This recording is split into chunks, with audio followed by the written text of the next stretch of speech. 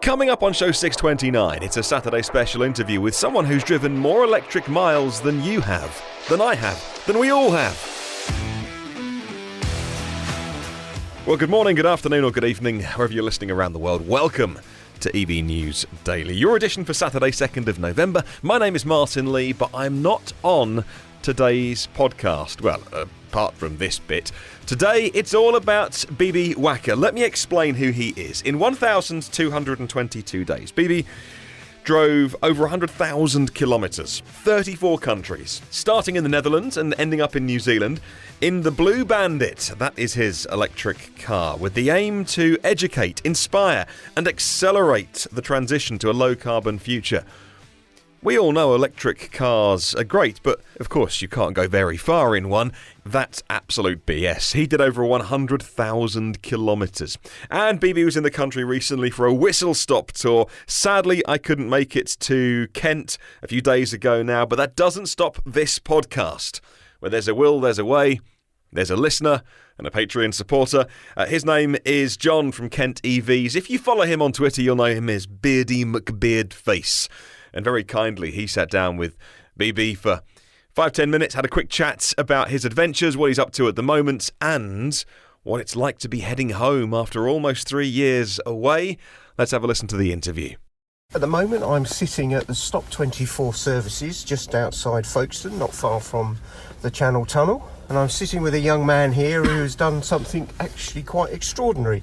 But I'll let him introduce himself. So my name is Wiebe, and until a few years ago I was a student. Yeah, I had somehow the crazy idea to drive an EV from Netherlands to the other side of the world to prove the viability of electric cars and go on a bit of an adventure as well. That was some adventure. Yeah, it turned out to be quite the adventure. Yeah, so finished eventually in New Zealand a few 2 or 3 months ago or something. It was like the most southern tip of New Zealand. So from there, the only next stop was Antarctica. So no possibility to go even more south than that. Yeah, definitely. So how many miles was it in total? Well, it's 100,000 kilometers. That's some trek. So that's what, 160,000 miles or something? Yeah, and it took you how long? 1,222 days. Wow. So that's a bit over 3.3 years or so. And I saw from your website that you initially were asking for people to contact you to say, yes, come stay with me, charge at my place. We might be able to feed you, we might be able to put you up. Yeah. How well did that work? Yeah, really good. Yeah, so I set myself the challenge to drive to the other side of the world and starting without money and just see how it goes, see how I would get there. And so I asked people to sign up on my website. They could select a location on a map and then offer me a meal, place to sleep, or electricity for a car. And when I started in March 2016, I had a little under 200 people who signed up. Yep. Mostly from the Netherlands, countries around the Netherlands, but also more crazy places like Mongolia, Thailand, Iraq. A lot of people signed up. So just every week I would look on the map, see what's offered nearby, and then just travel from one place to another. And of course, not every town that I ended up was somebody who signed up beforehand. So then I had to knock on somebody's door and just approached strangers and locals to see if they can help me get further. Were there any real black holes where you really struggled to get a charge? Well, only in Australia, because there the distances are fast. Yeah. And Europe and Asia, like population is so dense. So it happened a few times. Yes, that I could not make it to the place where I wanted to go, but then I always find it a place to charge. So I could make it anyway. But Australia, sometimes the distance between 2 points was just way more than the range of my car, which is 200 kilometers. So it happened about 6 or 7 times that I had to get a tow to make it to the next charging station. Well, charging station, often even just a regular 220 volt outlet, which was mostly how I powered my car during the trip. So for those who don't know, what are the specs of your car? Just sort of explain what the car is, what size battery you have, etc., and range. Yeah, so it's a 2009 Volkswagen Golf, originally petrol car, retrofitted to fully electric. 37 kilowatt hours battery, AC propulsion drivetrain, which is about 150 150 horsepower. Gives me about 200 kilometers range. Single phase charge only, AC charge only also, so maximum 6.7 kilowatt.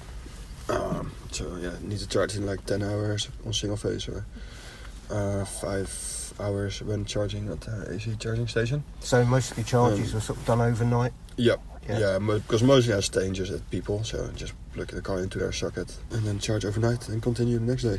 Was there anywhere in particular that was one of the sort of strangest places that you ever charged, or were there no real standout odd places?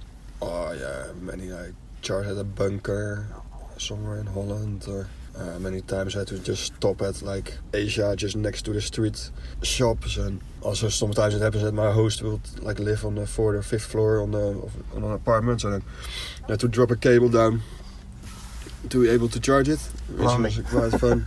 So yeah, plenty of adventures.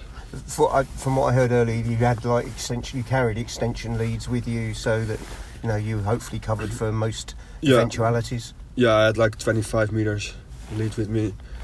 Plus I prepared and had all kind of travel adapters and prepared for many different sockets in various countries. Yep.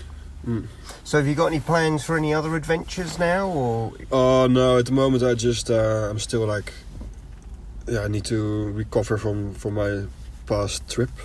I'm pretty overexhausted at the moment. Like I'm really very low on energy, so I really want to recover first, and I want to like remain some kind of ambassador for electric vehicles or sustainable mobility, because I find it very important.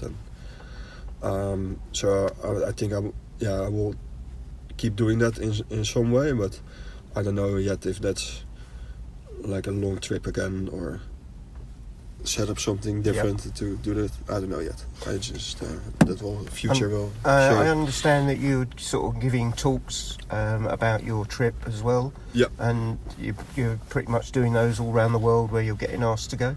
Yeah. I do that everywhere, and try to reduce flying. So within Europe, I don't want to fly. So and if I get asked outside of Europe, then try to combine it with more talks to brilliant reduce my emissions. Yeah.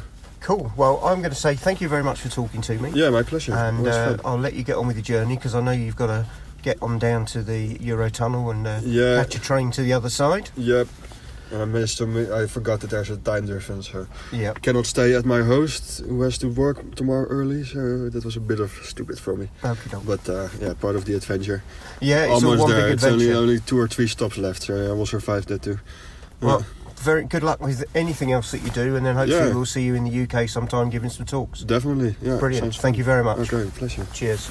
Well, thank you again to BB for appearing on the podcast. Thank you to John for making the podcast for us this Saturday special, for standing in and being an excellent interviewer and co-host of this show. So thank you very much for listening. Any feedback that you have, please do send it on.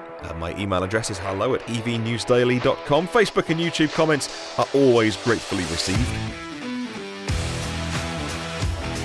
Well, there are 255 patrons of the podcast, and thank you for your generosity, meaning that we get to make this show, whether it's a normal news show or whether it's an interview show, to bring you that on EV News Daily. There are 628 previous episodes, most of them news, but a fair few interviews in there as well now with people at the heart of the EV industry. If you want to get the new shows, though, just hit subscribe in your podcast app, and you can get those first and free and automatically. In the meantime, come and say hi on social media by searching EV News Daily. Have a wonderful day. I'll catch you soon, and remember, there's no such thing as a self-charging hybrid.